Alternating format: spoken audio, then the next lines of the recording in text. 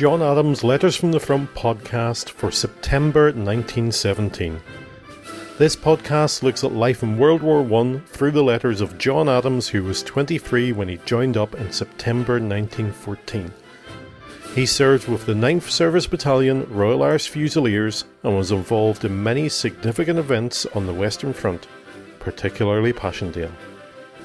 These are his words, read by his grandchildren and narrated by his great-grandchildren. This month we find John Adams writing quite eloquently about how a soldier views letters from home. We also have a different history section. A month or so ago we had the reenactment group, Living History Ireland, in our town as they reenacted a World War I trench. It was a very interesting and informative time, and we are grateful to the volunteers involved who were most happy to be recorded talking about what it was like for the people in the trenches in the First World War.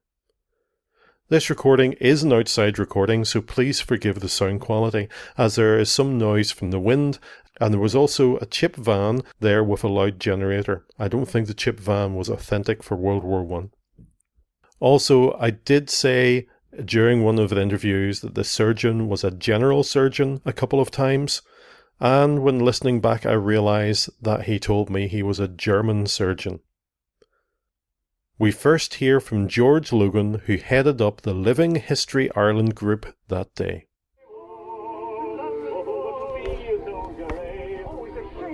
My name's George Logan, and what you see here today is my display of the World War I setup, which would be, I know it's nowhere near what it would be, but it gives you a slight insight to what you'd have seen and items that you would have seen and how life was maybe lived at the front, where you can get a hands-on touchy-feely of stuff. We don't do the museum stuff, we do the wow factor, whereby everybody can come and try on, lift, handle, most things that they would see, which gives them a more textile feel to the whole thing rather than a vision. Mm-hmm. That's great. And thinking about 100 years ago now would have been Passchendaele. What would it have been like for the men back then? Well, at this stage, as you know, we would have had fought quite a lot of big battles, and so everybody knew what they were letting themselves in for. It wasn't a new experience, except maybe for the new recruits and the new men brought up to the front. But the men, the campaigners that had been there from the word go, or had been in for a year or more and had taken part in a lot of these battles, would know what was coming and the dangers and all the trials and tribulations that would go with it. You've just come through a hard winter. There's been a reasonable summer, but it has been wet. So we're dealing with trench foot, and we're dealing with lice and you know, all the different things. There's no showers or hot water or baths out there. Timber was nearly all gone because it was all used for the war effort. So there's no trees. It's a real barren land.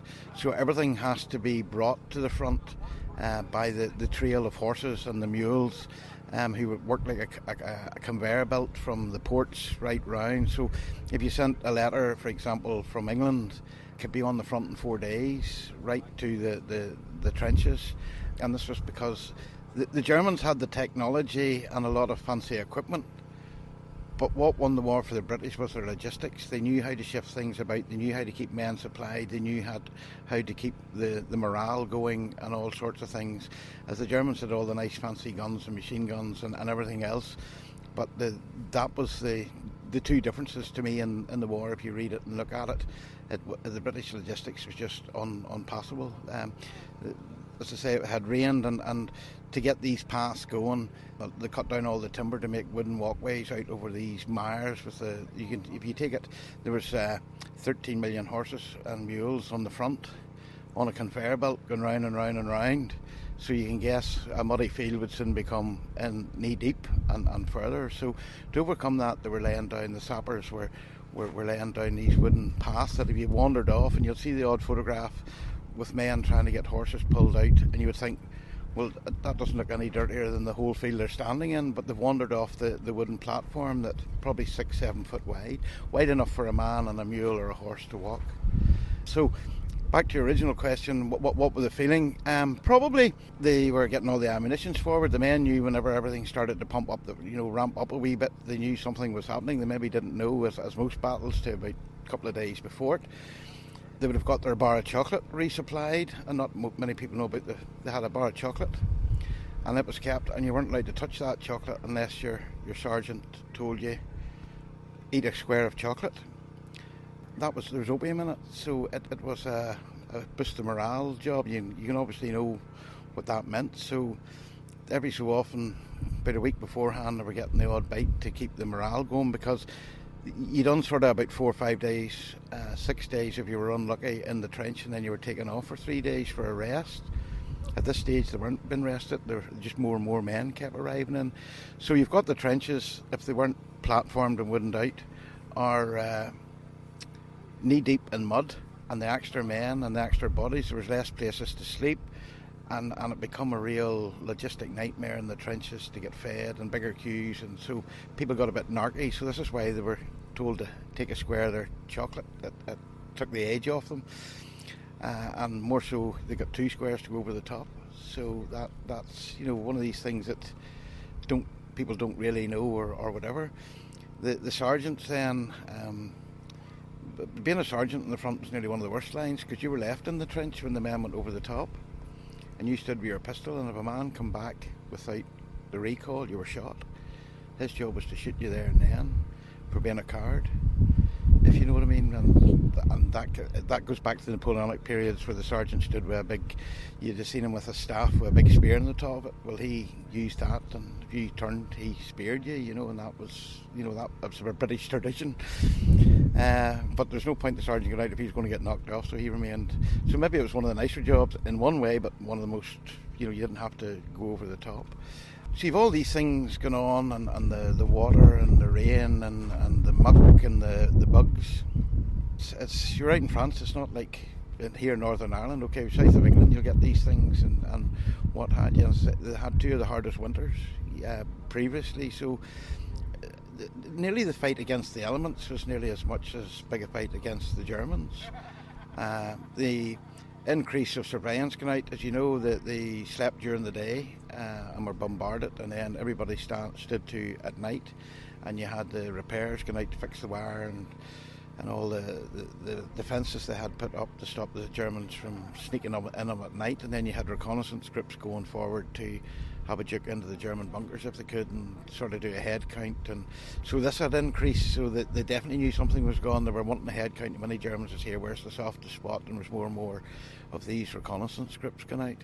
And the cavalry at either end, they done away with the cavalry very quick in the war at the start of it, and put the men into the trenches, and the horses went into the conveyor belt. But they kept 2 divisions either end of the line, and their job was to go out round and scout and see what they could, get out round behind the enemy. Was that on the horse? On the horses, yeah, because there was no tanks, there was no vehicles, so they were used to go for reconnaissance away out round. They maybe would have went 4 mile out and then try to come in behind the enemy to see what was going on. Plus they were there to stop any pincer movements been made and what had you. So that had stepped up, so the word goes up and down the line very quickly, what's going on. Yeah, that's great stuff. Thank you very much. So I'm Jamie McAdoo, and I represent First Lieutenant in the North Irish Horse. And with Living History Ireland, us as a reenactment group, we represent everything from Viking all the way up to World War I and World War II. So we're standing here in a mock trench, and obviously there's a bit of a difference between where the officers are and where the men are. So what have we got here? Okay, so as you can see, we've got a dugout here, and this would have housed 2 officers minimum. Really, you would have had 2 officers in one place, so that if there was more than, say, 4 or 5 in one place, an artillery shell hit that dugout, it would have wiped out the command. So we only ever had 2 in one place. If you look towards the fire step, we can see we've got a dugout here in the wall. That would have housed 2 soldiers at a time. Actually living in there? Living in there day to day. That would have been their sleeping area, the resting area when they're not doing other duties. Thank you very much. Well, I'm Ryan Hines. I'm out with the reenactments as well, dress up as in this as the British today. So. And we've got a table of different things, and you were saying that most of them would be original. Most of them are original. this would usually be an officer's sort of mess, is the way that we've organised this one. So there's all sorts of different things here. There's like a flask here for this one here, for drinks and stuff. So we cup, and that would unscrew there. This is quite a lot. And here it's just a person's private collection of everything there. So Okay. we actually had people come in earlier and they asked about this here as if it was like a shoe polish. That's what it looks like. It looks like it, but I was talking to Eddie there, another person. He says it's actually for just brushing down clothes for the officer. Oh, So the right. person would take this and just brush down his uniform, because there's a wee comb as well in there. Ah, right. A personal grooming kit. Yeah. And what's the box with the dials on it? The dials, I'm not sure, but it looks like it'd probably be a radio, because there's your volume and everything there. That'd be the Morse code thing there as well. Okay. You tap down. Okay. And can we pick up the rifles? Yes, they're not. These are the replica ones that we have issued. That's good. Yep, you hold that. Okay. So They're all Lee Enfields. This is the standard issue firearm used by British soldiers during the First World War. wow. Every soldier would have been issued with one of those. It would hold 10 rounds of 303 British bullets, essentially. That's good. That's here. You have a hold. See, heavy. yeah, heavy. I'll put that around there. Remember, that's just like a replica. So, like the real thing we have real ones we'll be using during the battle later on. Right. They're a lot heavier, so they are.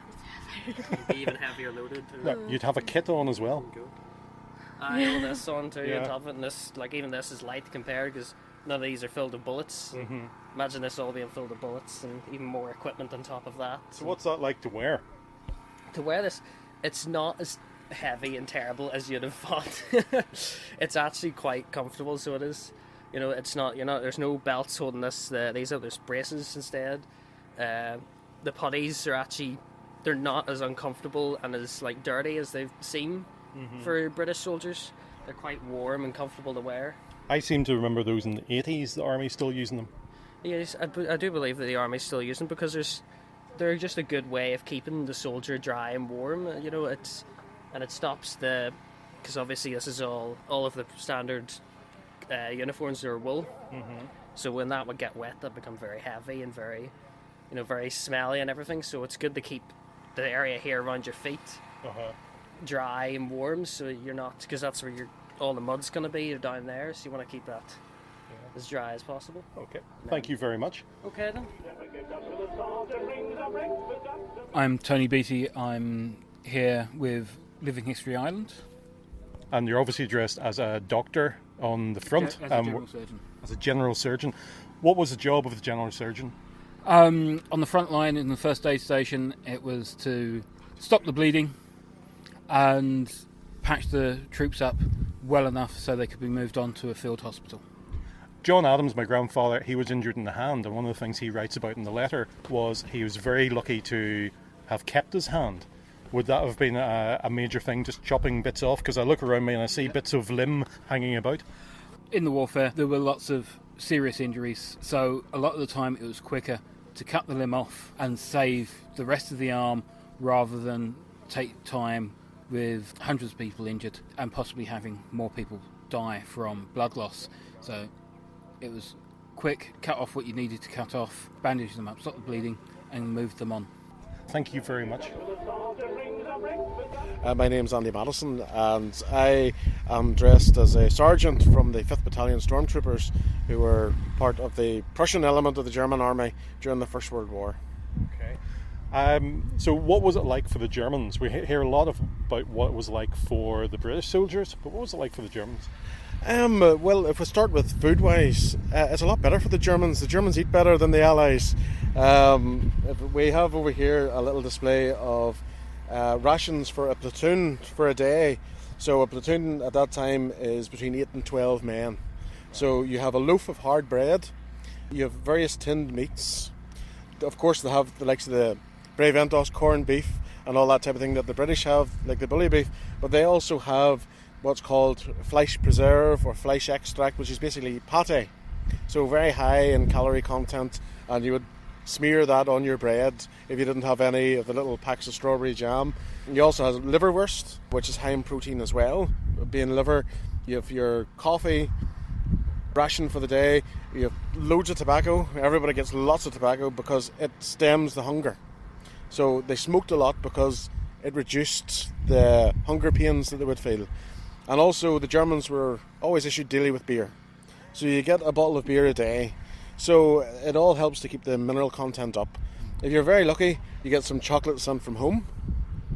So you would share that out amongst your comrades. And of course, over at the other end, we have the little Dutch oven. So you can bake your own bread, you can make soup, you can make whatever you want. Hardtack biscuits, the same. The German ones are round, but the same as the British. It's basically flour and water, and it's baked, and it makes it really hard. So if you try to eat it, you break the teeth off yourself. So what you would do is you break it up in coffee or tea, or if you're making soup, to make the soup thicker, you would add your hardtack into it. So it thickens everything up. We also have it easier because we are the first ones to use poison gas. We're also the very first ones to invent the gas mask.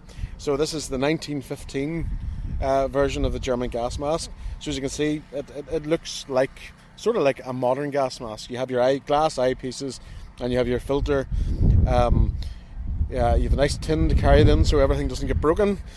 It's not too bad to breathe in. You will steam up slightly. The eyepieces will steam up. So if you can do without wearing it, you do. Okay. Is it comfortable? It's a gas mask. It's about as comfortable as it gets. So as for the uniforms, we're wearing a mix today because as the war continued, new uniforms, simpler uniforms are issued using lesser quality material. But I'm wearing the 1910 field blouse, which is in the field grey as they call it, which is not really grey, it's more of a greeny colour. But I keep it and you adapt it, you put elbow patches on. Jodhpurs that I'm wearing, because an element would be cavalry, but the cavalry went into the trenches as well, the same as the British. So I'm wearing Jodhpurs puttees for the same reason as the British wear them. They were supposed to keep mud and water out of your boots and keep you nice and dry, but they don't work. They don't really work at all. Right. You do get completely soaked. Trench foot is an awful problem. You're issued with what's called foot powder, but all it is really is talcum powder. There's no medicinal property to it at all. So it's just to dry your feet. Simple leather boots, or you'll see some of the guys are walking about in what they call jack boots or parade boots. They would wear them as well, like wellies. So if you manage to pilfer a pair of boots that were up to your knee, that's all the better for you. Different array of weapons, from hand pistols with the Lugers, the Mauser broom handles. We've got the Machine Gewehr 08/15, which is a lighter version of the Maxim machine gun. Right. And as stormtroopers, one guy would have a leather strap attached to him and he would carry it and he would run towards the enemy lines. And two guys with him, one carrying the ammunition and another one carrying a water coolant, because the water can fits in with a rubber hose, and that is supposed to cool the barrel down as it's firing. So you would have a belt of 250 rounds of ammunition to put through it, and a good gunner will get off maybe 600-700 rounds a minute. Right. Wow. And at the very top, there's a machine gun called the Madsen. Now, it was developed by the Danish army, and lots of people would recognise it if they see it as being looking like a Bren gun. Well, it is the grandfather of the Bren. That's what the Bren's based from. So it's very different. It's not belt fed. It is a top clip that clicks in, so you can either fire a 30 round clip or a 50 round clip. Like the British at the start of the war, everybody has this idea in their mind that you went into the trenches and you stayed in the trenches and it was a horrible 4 years. You didn't stay in the trenches all the time. You had a 14-day rotation. So you were in the trenches for 14 days and then you were rotated behind the lines for rest and recuperation. So that's where you get deloused and all that type of thing. The problem with the guys going into the trenches is the British Army only issue you 2 pairs of socks. It's the same with the Germans. You only get 2 pairs of socks. So you slept during the day and you worked in the trenches at night, repairing, rebuilding the trenches at night. So you wore 1 pair of socks while you're working. They're the ones that get soaked, and you keep your other pair dry. And when you get into your bunk at night, you put on your dry pair of socks. And no matter what army you're from, and the letters that you look at, that is what the guys are asking for most. Will you please send us socks? Send us socks, send us socks, send us socks. As the war continued, of course, Germans are vastly outnumbered, so their time at the front gets extended. But they still, maybe up to 20 days, they still have maybe 10, 11 days out of the month where they're not on the front lines, where they are rotated back. But every soldier has a passbook, so he can request leave. But he must be back at a certain time. He must only go to the place that he says he's going to, or these are offences that you'll be punished for. Was it easier for the Germans to, on their leave, if they had 2 days off, could they get back to Germany, whereas the Irish guys would have 2 boat rides in front of them? That's exactly right. The Irish guys have huge travel. The thing about the Germans is, even to today, they would say Germans are really efficient. They kept the railways going. They extended railways. They built new railways. So their troops, yes, when you get furlough home, it's easier. It's a train ride home. Thank you very much. Friday, 7th September 1917, field postcard. I am quite well. I have received your letter. Letter follows at first opportunity. Saturday, 8th September 1917, British Expeditionary Force. My dear mother, just a few lines hoping that this will find yourself and all at home still enjoying good health, as this leaves myself in the best of health at this time of writing.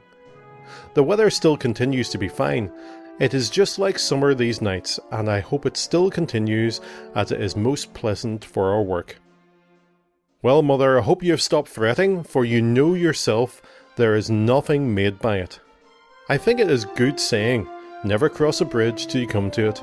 There is always a bright side to every story, and I always believe in looking on that side. I got both your letters and also Jimmy's, and if I have time tonight I shall answer his also. I had no word from Jeanie since she went back. I do not know what I done on leave. I cannot sit down and answer her letter as soon as I get them. There is something else for me to do here.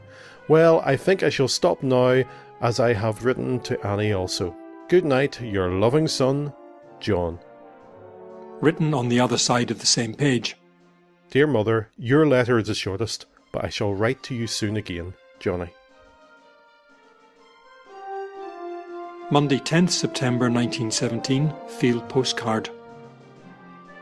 I am quite well and have received your letter. Letter follows at first opportunity. Wednesday, 12th September 1917, postcard. Pictured is Clifton and the Long Hole, Bangor. From Jeanie, John Adams' sister, who worked in domestic service in Holywood, County Down. Just the line to say I am well and having a good time. The weather has been very good, for so far it's dry. This is another view of our road. There are fishing boats. The waves are very big today. Had a postcard from Jay today. Love to all from Jeanie.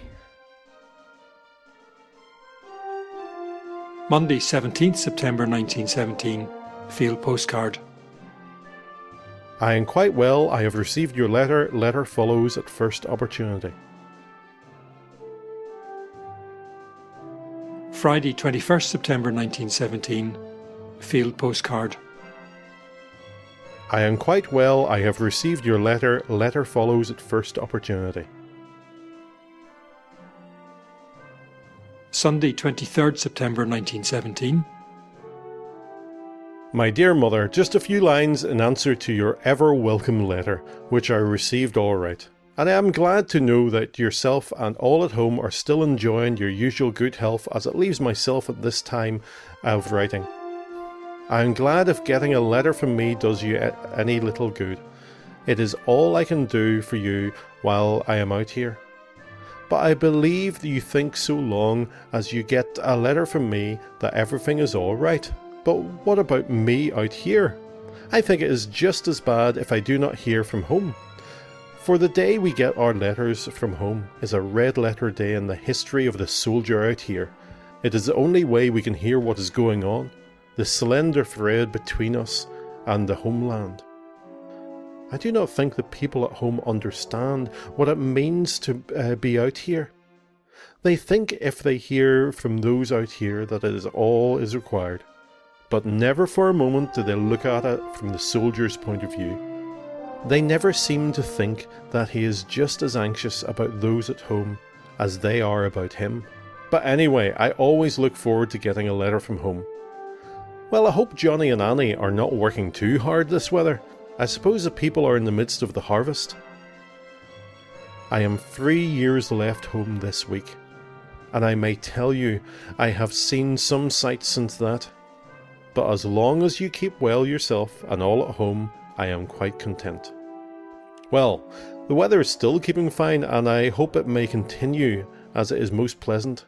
Does Jack ever be home? I had no word from him for a long time. But I think it is my fault, as I do not think I answered his last letter. But I must write to him as soon as I get time. But if you see him, remember me to him. I had a letter from Jeanie the other day, and she is well. They are at Bangor now. Well, I think I have to close for this time.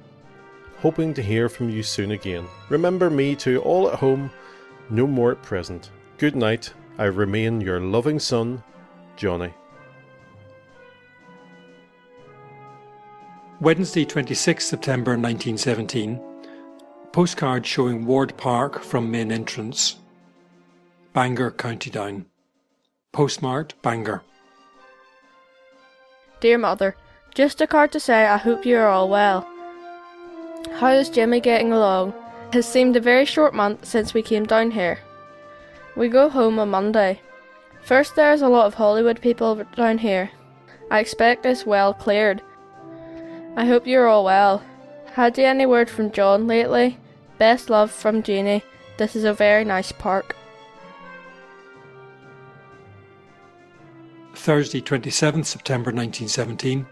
Field postcard. I am quite well. I have received your letter. Letter follows at first opportunity. Thank you for listening to John Adams' Letters from the Front podcast. To find out more about John Adams and his family, visit www.johnadams.org.uk/letters. And you can email us with your comments or questions at letters@johnadams.org.uk. You can also follow @JAdamsLetters on Twitter. The history of the 9th Service Battalion Royal Irish Fusiliers during World War I is taken from Blackers Boys. Visit them at www.9thirishfusiliers.co.uk. That's with the number 9, not the letter. Podcasts will be published 100 years after the letters were written, so will be published nearly every month. This has been a Mark's Mess production.